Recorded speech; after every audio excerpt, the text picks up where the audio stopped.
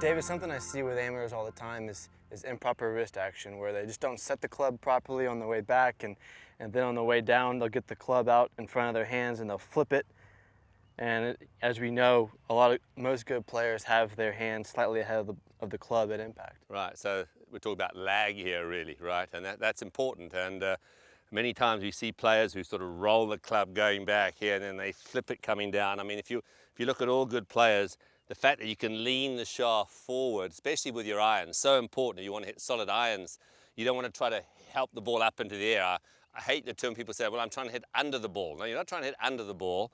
With an iron, you're trying to hit down on the ball where you're covering it. So the hands are leading, then the club head then smashes down into the turf, okay? And that's what you want to try to achieve. So here's a little simple exercise, Ryan, and we can do this with a wedge of some sort, or a gap wedge, pitching wedge, anything of that nature. Just going to make a half swing. So take your setup.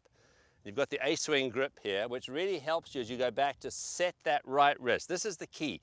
Load that right wrist. So you set it here. As you can see what I'm doing here, the palm is almost facing the ground. Then with this half swing here, as you start to move forward, it'll shallow out a little bit. The club drops onto the right plane.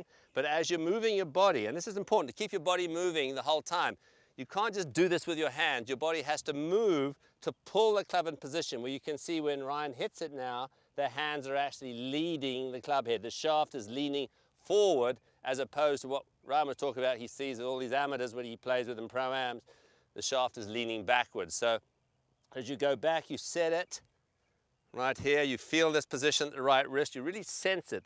It's this feeling here. That's why if you've got that right hand on top, as in the prayer grip that the A-swing advocates, make sure it gets right here, okay? Get that right wrist here so you can really feel it. The palm of your right hand is coming down before you actually release it. So you don't hold it all the way.